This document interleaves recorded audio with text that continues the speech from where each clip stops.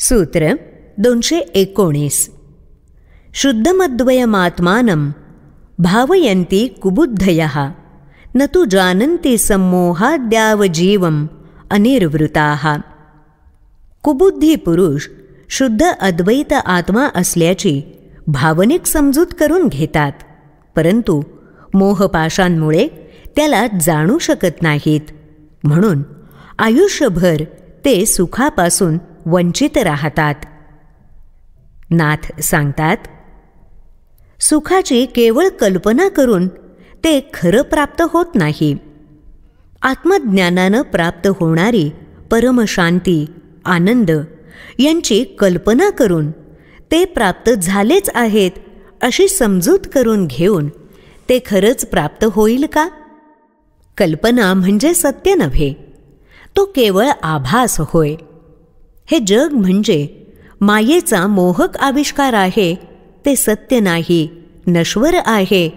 आत्माच अमर आहे, तोच एकमेव आणि सर्वव्याप्त तत्व आहे.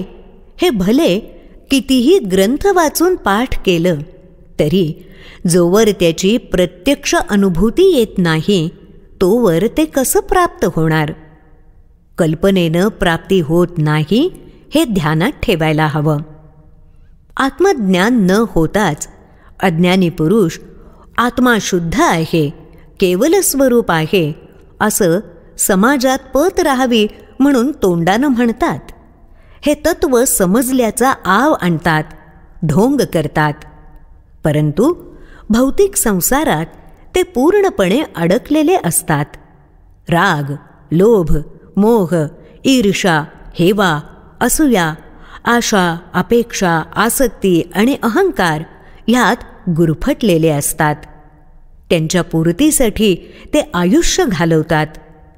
आसक्ती आणि अहंकारापासून मुक्ती हीच खरी मुक्ती, हाच खरा मोक्ष हे सत्य त्यांना उमगत नाही. ते केवळ वाचावीर ठरतात, आत्मज्ञानी नाही. आत्म्याचं खरं अस्तित्व आणि रूप ते प्रत्यक्षात न अनुभवता त्याची केवळ कल्पना करून त्याच्या प्राप्तीचा आभास निर्माण करतात.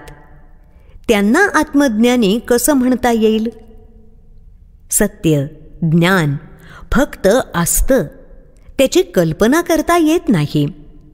आत्मज्ञान ही वरपांगी तोंडी कल्पनेची गोष्ट नाही, तर साक्षात अनुभूती आहे.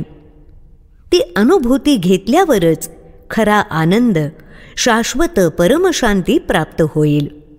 केवळ वाचावीर आणि वाचाळवीर ह्या आनंदाची अनुभूती घेऊ शकणार नाहीत. आसक्त मन मुक्त आणि निरहंकारी झाल्यावरच खरी शांती लाभेल. ती काल्पनिक अथवा कल्पनेनं मिळणारी नाही. तिची प्रत्यक्ष तसं घडून अनुभूती यायला हवी. म्हणूनच आत्मज्ञान कल्पनेनं प्राप्त करणारे, करू पाहणारे सर्वात मोठे मूढ आणि अज्ञानी आहेत.